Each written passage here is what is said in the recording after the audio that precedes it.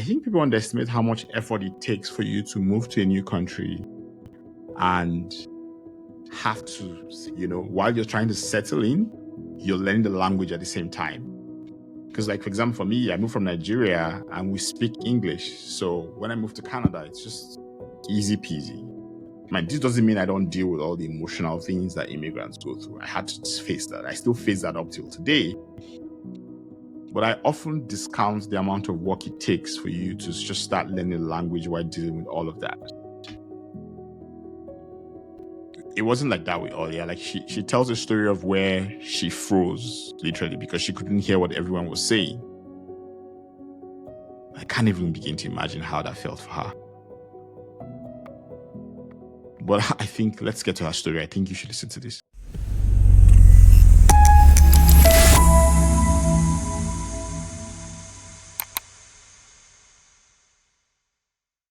There's something I saw. You typed, I think you put it on LinkedIn. You said, forget about jobs related to public speaking that you've been doing or that you've had the passion since the age of 4. You are not a native speaker and you'll be able to do it. Find an alternative. You are doing it for your own kids. I want to kind of just explore, when you heard that statement, like, how did you react to it? Because I feel like with immigrants, we hear that a lot, where people just tell you that, hey, you can't do this. This is not you. This is, But I want to just kind of start off with, like, when whoever said this to you, like, how did you feel? How did you react to it? What did you do?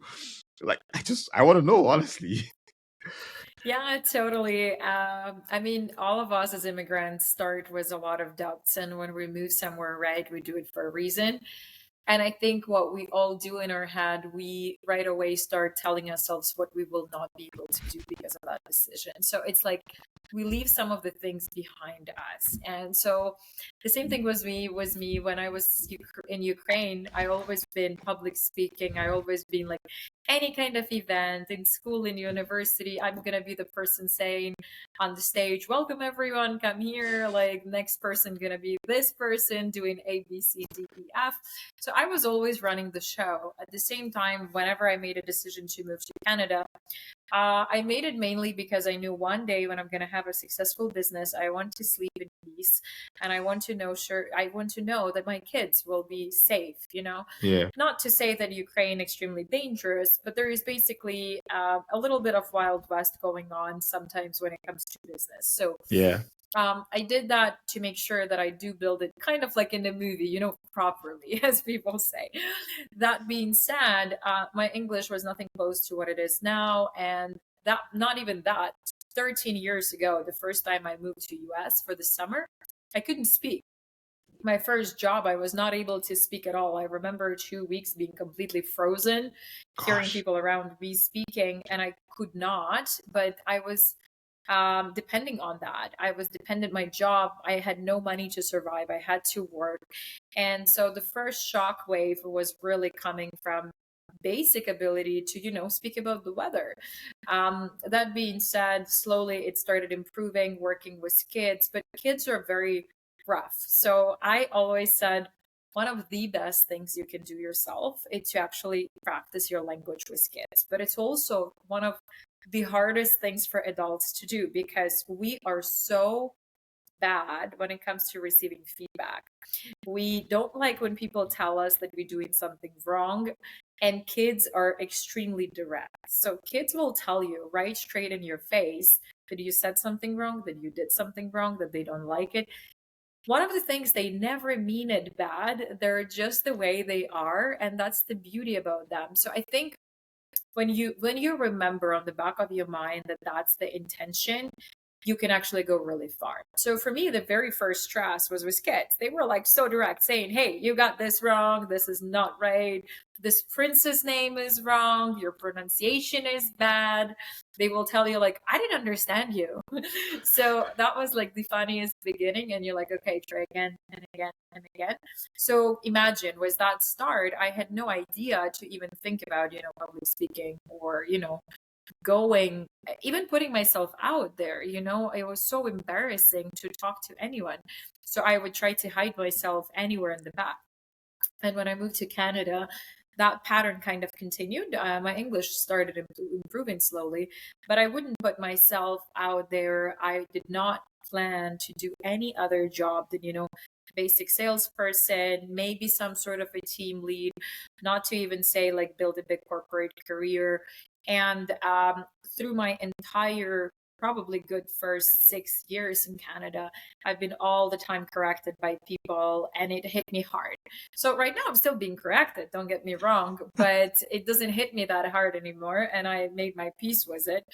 And at the same time, before, it would affect me all over. So my very first kid's dream was to work on the TV, to deliver the news to the public. I completely forgot about that. I was like, me going on the TV, who would listen to me? And so that's kind of was the beginning. That was the beginning of the journey.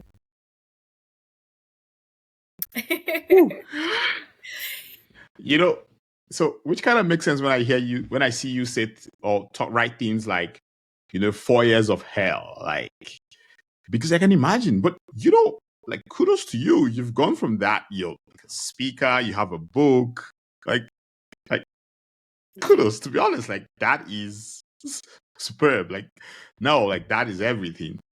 I really, when I hear stories like yours, you start to appreciate, like, so I came from Lagos, Nigeria, so we speak English first. Like, English is the language you speak, and then you speak your native language. So I speak two languages, well, three. I speak a bit of French, and then I speak English, and I speak Igbo. And you start to appreciate how kind of easy it is for us to just settle into the system because you can communicate. But when you have to start learning how to communicate, because tell me about those first 2 weeks where you kept on freezing. Like, how did you get things done at your workplace at that point in time? Like, totally. So it was really interesting. There was this program for students where you can come in for summer to US, and you essentially will study, they call it work and travel. So you would work for some local business, basic job, and then you can save some money and you can travel for 2 weeks at the end of the program. And it was super exciting. It's like American dream, it was like US. And so by the amount of different coincidences, the job initially that I was supposed to do was a lifeguard job. But I've had some issues with my health since I was a child, and I have scars on both of my hands. Because of the scars, I was not able to pass the test for lifeguard. And so despite I already got a visa to US, the employer could not really employ me. And so I was given only 2 weeks by the agency that was doing this program to find a new employer and legally get approved for it. Otherwise, I had to go back. So not only I came with the pressure that I had no job, I had 2 weeks to survive. I also was the first time abroad, and I also had to find a new employer, right? So, and the flight back is quite expensive, so no money to even go back, pretty much. And so, as much as for some kids that were fun because some parents could give them money and just like waste the money even if you don't work, that was not my case at all. My mom gave me last money, and essentially I've spent it on the program. I came to US, and at that time I was dating the guy who already been there once, and he told me, we went through a bunch of these places on the Broad Walk in Ocean City, New Jersey, and he told me, he's like, okay, this place, I know they've been having a really good tips for the girls, and usually girls work there, but pretty much usually native. So if you can get in, that's good. I came in, and somehow they took me for the interview. And I think at that time, not to say they've been selecting based on the face control, So somehow I got in, let's say it this way, but all girls, no guys, because it was kids for the little girls. Kids store for the girls. And essentially you would have to hair wrap the hair. And somehow they gave me the probation. So they took me on the probation, but probation is unpaid. So you have to really make sure you're really good at this thing. So finally, when they gave me the first shift, I got in, and every single girl, Native American speaker. I was the only one international person. And what I realized that moment, all English that we study in Ukraine in school It was UK English and by the book. And life doesn't work that way. So nothing that I've learned in school was really applicable here other than the amount of words. So I knew a lot of words, but the way we built sentences, the pronunciation, even some words were not US, they were like UK. And that was like really massive problem because in my head, not only I'm hearing these accents, not only massive speed, but also words I don't know, sentences I don't know, lots of slang, never heard Gosh. that before. And so I just remember standing in the circle of those girls and for 40 minutes listening to one of the girls who's now a really good friend of mine talking and telling everybody how they spent birthday of her father. And so in 40 minutes, the only thing I figured it out and I understood that it was the birthday of her father. Nothing else. I could not understand it. I could not keep up the conversation. I was freaking out in my head. In the 40 minutes, I was just standing there smiling and nodding with my head and saying yes. That was like me for 2 weeks straight in that panic mode until literally I woke up one day and suddenly brain just like switched off because I had to survive. And I started hearing, I started understanding because I was in that environment for 2 weeks.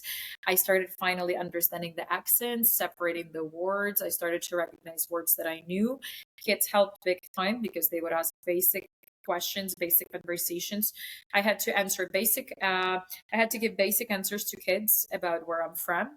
I had to give basic answers to parents, the difference between Ukraine and Russia at that time, how to do borscht. For kids, it was about Disney princesses. So we've started over and over on the same topic, probably 50 times over a few days. And slowly, slowly, it started to pick up. You're a superhero. We're just starting. You know what? You are Sometimes a when you have to pay, superhero. when you have to survive and eat something, the Yeah. superhero is in every single one of us, and it comes up that time. So, like with all that going on, like how did you deal with all the, when you start life afresh in a new country, like there's a lot of emotions going through, you're missing home. Yeah, like how do you deal with all those other things aside from just trying to understand what people are saying around you? Yeah, when I moved to Canada, the first 6 months were really interesting. And so I even wrote a whole chapter in the book about it called Immigrant Syndrome. And so every single immigrant essentially goes through the wave, and I did too. The wave, basically, what happens as soon as you arrive for the first 2 months on average, you're very excited. You're excited, you see the new things, new places, especially if you have a bit of money on the side, not like me. So you kind of can spend some time exploring. Roughly between 6 to 9 months, sometimes to 12 months, depending on the person and the situation, you're going to hit this super big low. And so what it does, it's basically that's where you really see the difference between the new country and the previous country that you've been at. You starting to adapt to a new country, but you remember your roots. So what's happening, you're starting to question where are you now and what's the future. So you're asking what's your identity, and Yeah. essentially we at the point where we're starting to lose one identity and adopt another identity, Mhm. and where our brain tells us, but this is my home, where another part of the brain says, but you have to adapt. And so essentially the two people of you inside of you are fighting. They're fighting for what's right, what's wrong, and you're really starting to feel like you don't belong anywhere. You're starting to feel like you don't belong in the old country or your country of origin, and the new country or your new country where you adopt. And that's your brain starting to like really go nuts. It happens to everyone, no matter if you move with the family, without the family. It could be harder alone, it could be harder with the family. In my particular use case, I was by myself, but my partner was in Ukraine. We were dated at that time for 4 years, and he was refused on the visa for 4 times. And so essentially, he could not come in. I was completely by myself. I really remember this call to my mom one day. I was in the middle of downtown Vancouver, and I'm like rarely crying. This is a policy in my family. Do not cry or go so nobody sees that. Do not complain. Anyways, long story short, calling my mom 6 months in, and I was living only downtown Vancouver. I'm calling her and I'm like, I don't know, what am I doing here? I thought I came into Canada, but I feel like I'm in the middle of Asia. I don't understand everybody who's speaking. I'm learning English, but people don't speak English on the streets. And I was mainly between all students, and all students downtown Vancouver, a lot of them from Asia. So like lots of Asian languages. Even in school, we had a policy to speak only English, but on the streets, it was not the case. I did not know many other nationalities. And that was like when I moved, and I was panicking. I was like, why did I choose this place? I didn't even choose this place. My partner chose it. He's not here. He was pushing badly for me to go back to Ukraine. I was like scared. What if I'm going to lose my biggest chance in life? Then I had issues with my visa because you had to extend the visa, and also the job places, one of the workplaces was not paying. So it's all at once get on you. And you at some point just like you break a little bit, right? So I had that breaking point. And so when I called my parents, they bought me, like they used the last money to buy me a ticket back home for holidays to visit. And I think at that time, all I was able to save, it was about like $700. And I spent all of those money on chocolates and gifts for my nieces. And because it was my first time coming back from abroad, that's like the natural thing in our family. I had nothing for myself, like had not even money to buy myself clothes, but I'm like, I have to bring something for the family because that's a tradition. And I went in for the holidays home to reset. So immigrant syndrome is a very serious thing. A lot of people do not know how to cope. Some people do not get out of it for years. Like I know some people for 10 years being in Canada physically and in their head still living the life that they've seen back home that does not exist anymore because the world changed, but they still live there. It's a real struggle. And I'm curious because I tend to think that I feel like immigrants will always, and no matter how much you try to adjust, I feel like you will always be a bit different because you're actually a bit different. Because what happens to you is that you're right, your identity, you start to struggle with your identity, but more, this is a hypothesis.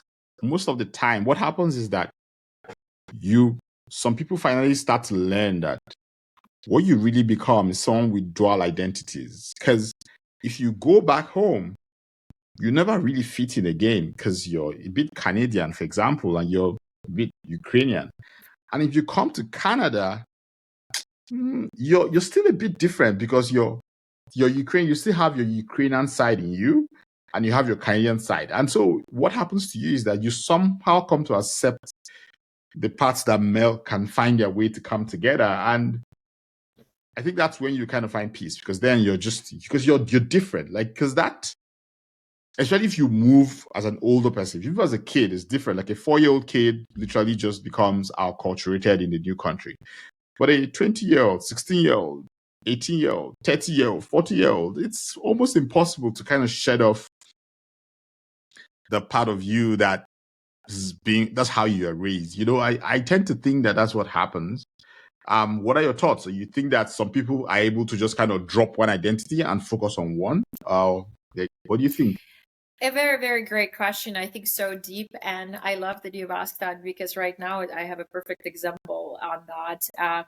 And what I will say, maybe not what you expect. A lot of immigrants, unfortunately, downplay on what they can achieve because they think that it's bad because they're immigrants. And so that's one of the key issues why so many people do not pursue what they want to because they think they cannot get it because they're an immigrant. So a few things on that. First, Canada is incredible country to be in because everybody's an immigrant or majority of people. So think of it this way. Think it's a country of immigrants. So everybody here has some roots out of Canada. And so the beauty of it is nobody look at you as an immigrant that something is wrong with you. US slightly different, even though there is a lot of immigrants there, but you can definitely feel a different treatment there much faster. Not to say that it's to you, it's just general, right? So people don't like different people. That's kind of unnatural instinct. In Canada, it's better. So first of all, you're much better to start as an immigrant in Canada, and then you can always move anywhere you want. Second, what I would want you to think about, we born unique. Every single person born unique. And you staying unique through your whole life. Yeah. One of the reasons is immigration for somebody. For somebody else, it's the education they take. For somebody else, it's the family they choose, the country they live in. Every single part, every single decision makes us unique, keeps us unique. And immigration is no different. It's not such a thing like because you're an immigrant, something is wrong with you. No. Better than that, think of it this way. Right now, AI is happening, right?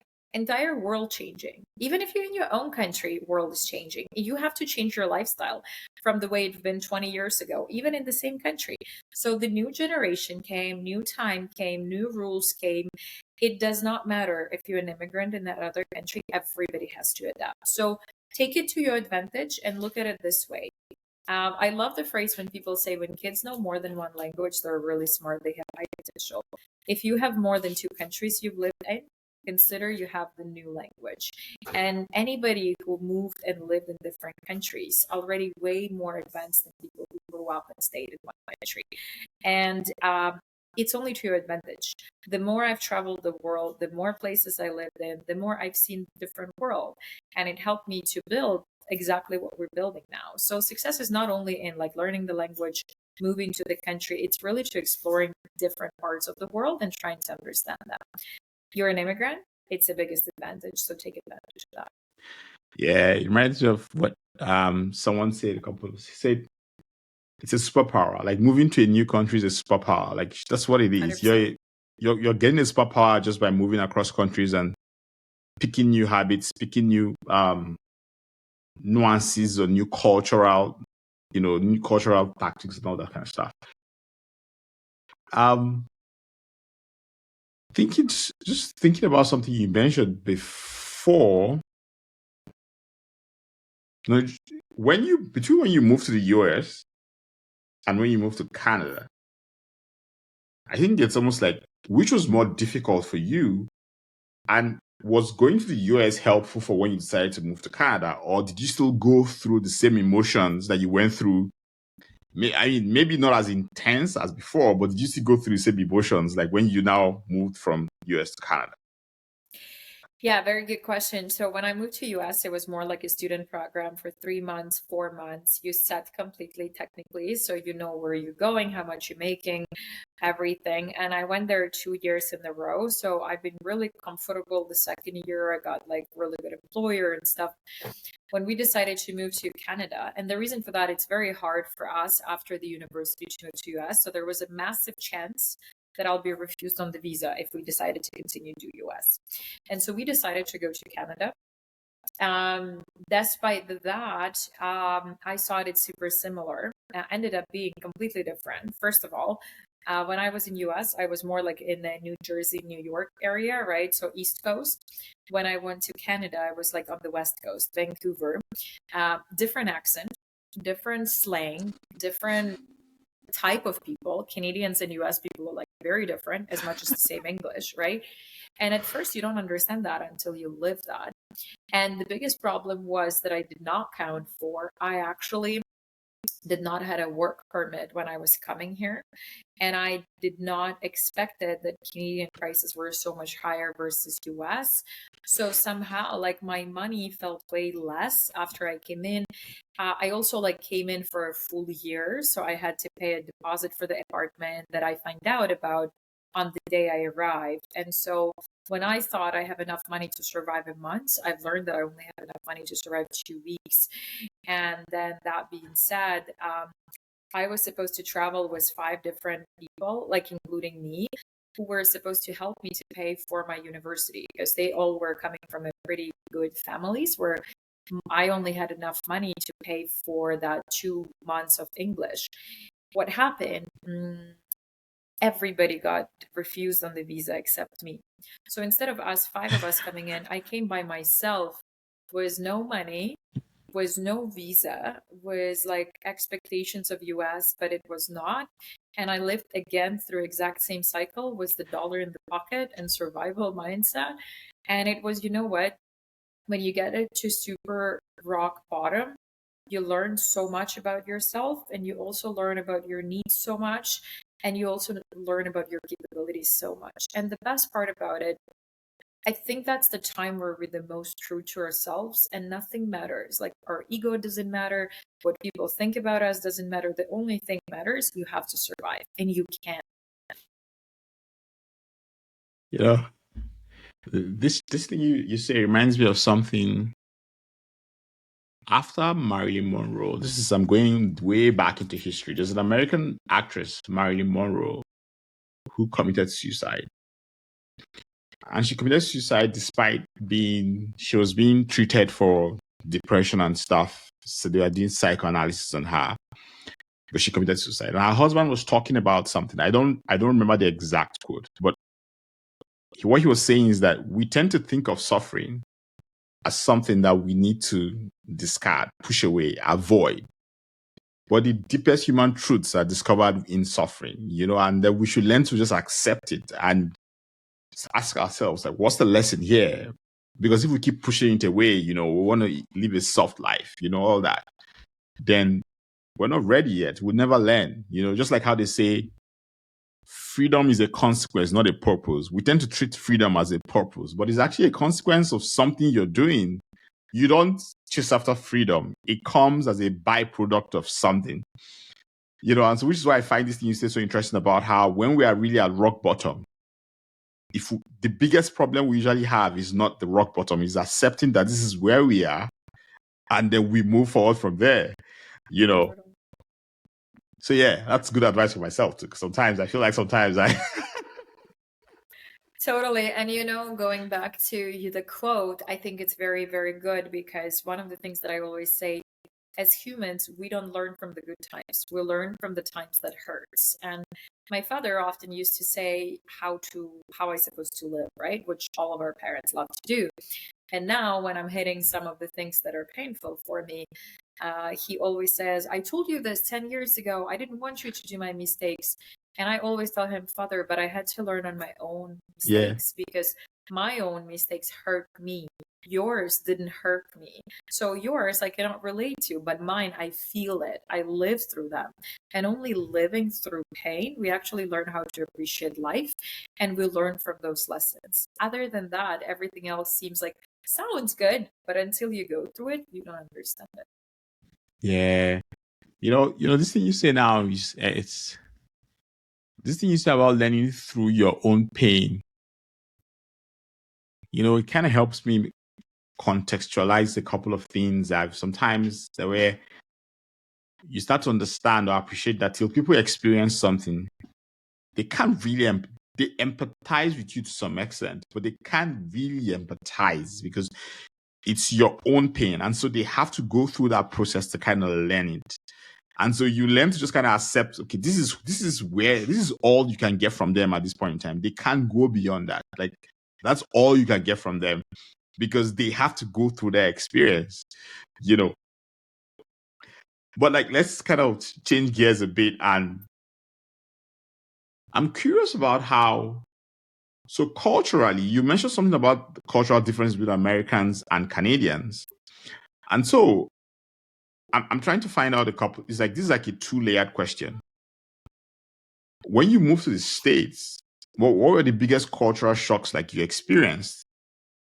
And then when you now move to Canada, like what did you still have those same cultural shocks? I mean, like what changed? Like what were the things that hit you? You're like, oh wait.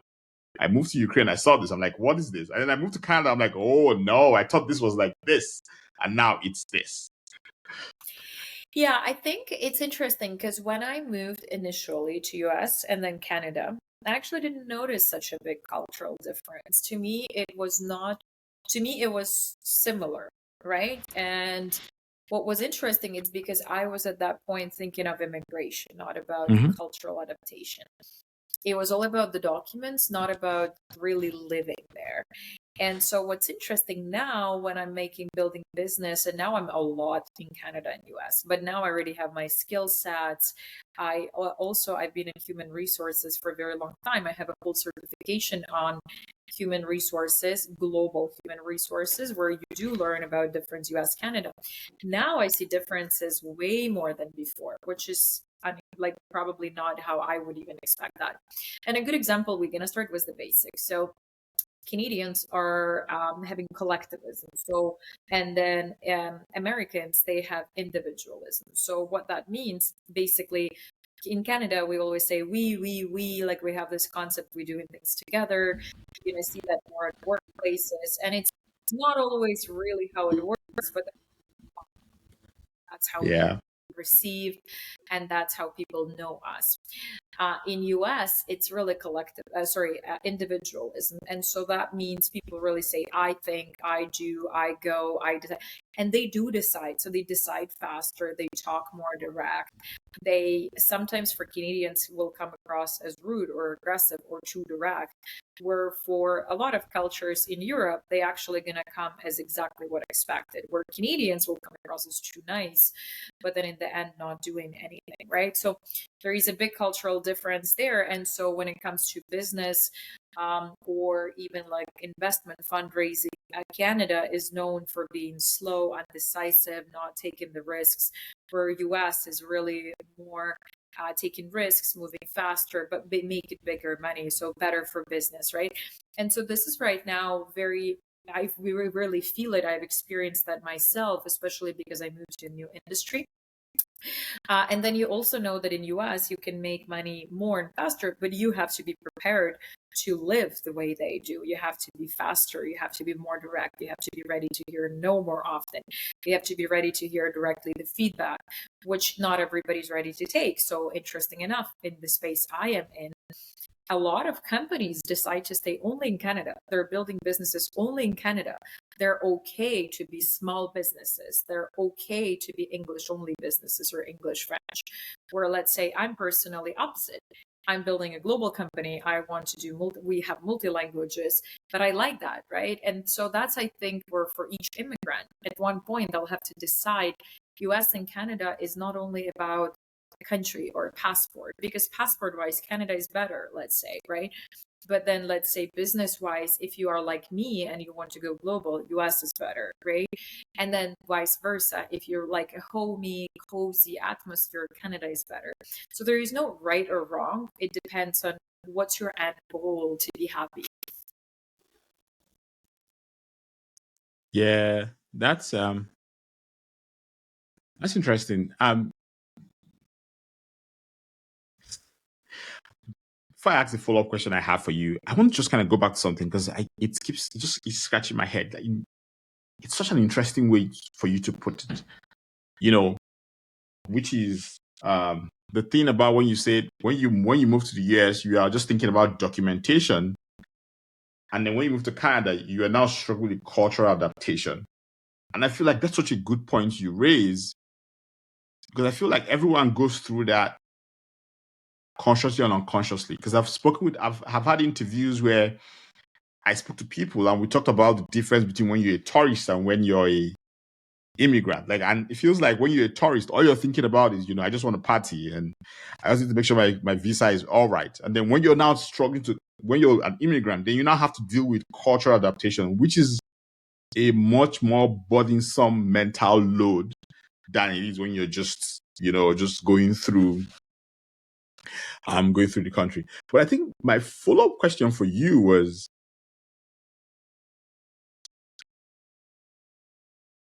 what do you miss most about home? And where is home for you right now? Very tough question. It took me a lot of time, and I've been a lot in between not being able to answer this question because it felt like I'm betraying one country or another, right? I think until the day I got my Canadian passport and I had to basically take the oath, I was totally always saying that I'm 100% Ukrainian. And I became more patriotic about my country in Canada, actually, which is interesting. Yeah. I started being more proud of being Ukrainian when I moved out of Ukraine. But I knew that, like, I never knew if I'll go back or not. My father always wanted me to go back. Yeah. I knew that I will be where there are going to be better opportunities for me just because I wanted to develop. And to me, that doesn't change who I am in my core. I've always been proud of the history and what I've done in Ukraine. And it's interesting, when I did took the oath and when I did went to it, and I turned back around in 7 years of my life in Canada, all of the struggles, everything that happened, I truly felt that I'm Canadian as much as I'm Ukrainian. And so as I say it, I'm Ukrainian by origin, I'm Canadian by choice. And sometimes my father is really upset about it, but I explain it doesn't change the place where I've been born. It doesn't change how much I'm going to be helping Ukraine or helping or what I'm doing. It doesn't change how much I love it. But now I also love the second country as much for different reasons.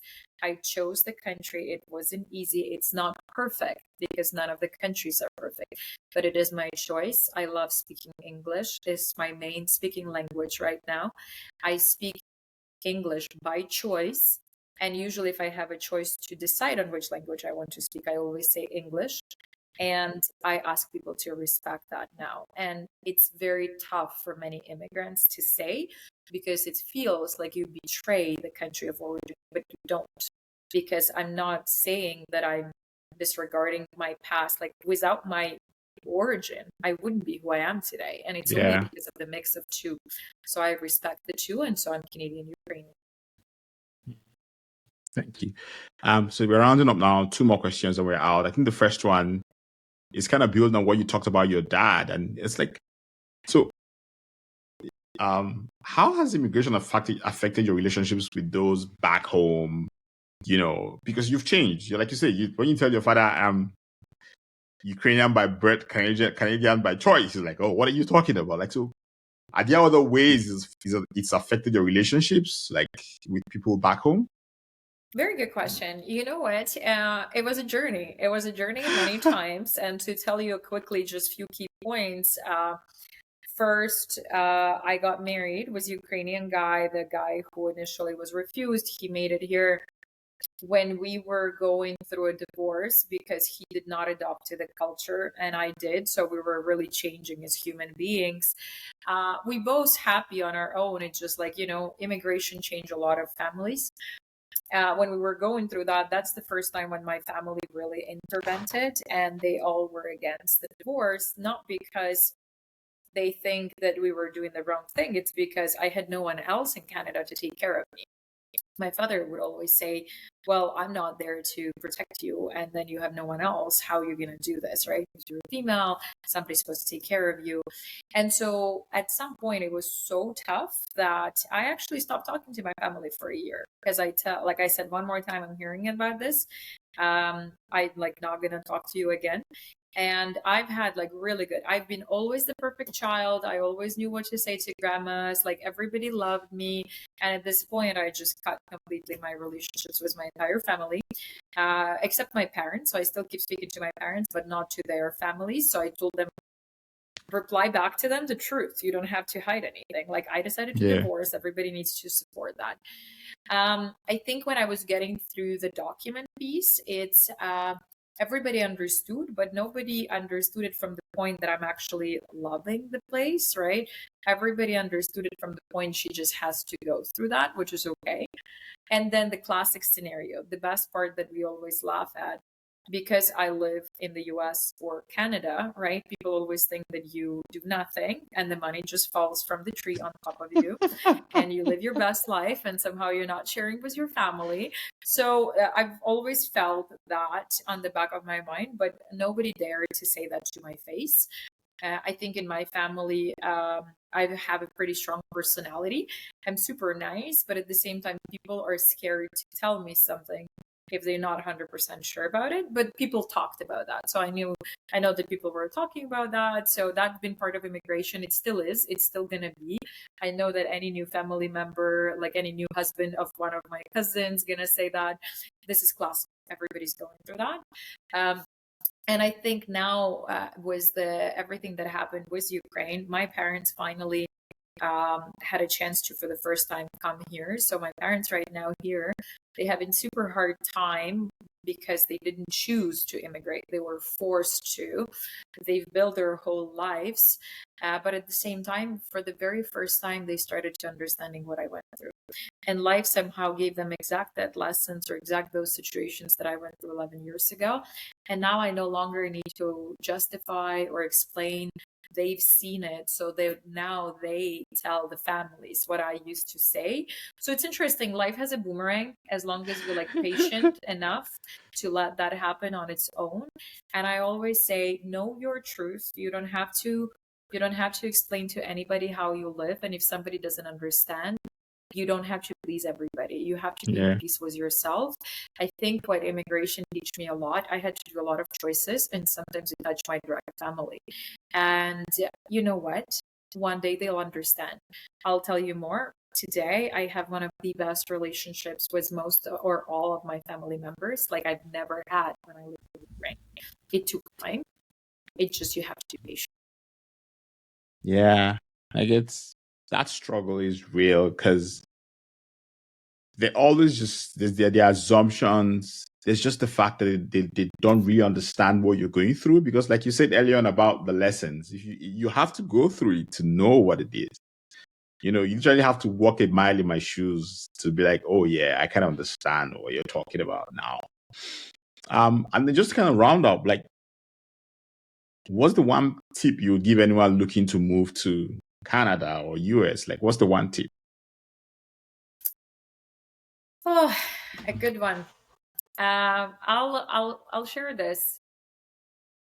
The very best thing you can do is separate yourself from your beliefs in how the world runs, because one of the biggest mistakes, it's ingrained in us. We all live in our own worlds and we believe that that's the only way the world works.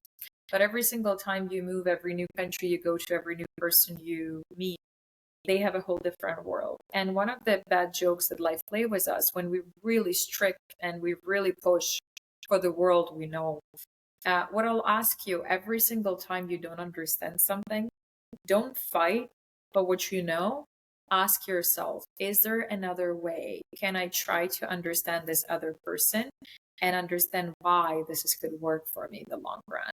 Try being and living and understanding different people when you immigrate and the culture. One of like the best things I will suggest you, avoid spending time with your own people and go in and spend time with locals. Because if you chose this country, you need to understand how it lives and you need to adopt as fast as you can. You will not be able to adopt by living around the same people that you've been in the back home. My personal experience, for 8 years, I have not been having any friends. I have not approached anybody, Ukrainian, Russian speaking, from any country, because I knew that will not help me to learn English. And only after 8 years, when I felt safe and I felt like I knew what I'm doing, I started basically mixing the whole world back into my life. I cannot be happier about that, because the only reason why I'm grateful for the language, for the book, for the opportunities I've got, it's because I did that. And again, going back to my ex-husband, we split up because he did not want to adopt. And one of the really good fights that I remember by now, when we were driving and he'd been saying phrases, and essentially yelling in the car and saying, why do I supposed to adapt to this country? I'm Ukrainian. I'm going to act like that. I want to be like that. And not to say that it's Ukrainians like that. It's just a cultural shock. So cultural shock will happen to all of us. It's okay. And remember, immigration will not show your results tomorrow. It's few years that you need to put on the table. So only thing I ask you, be patient and challenge your beliefs about how the world works. Thank you so much. My pleasure. Thank you. This has been beautiful. Thank you much. Thank you for having me. This was such a good one. It was such a good one. It was really a good one. But please subscribe, share. If you liked it, please send to someone who might also find it useful. If you know someone we should talk to, someone who has a great story like Olia, please send the person our way. Thank you so much.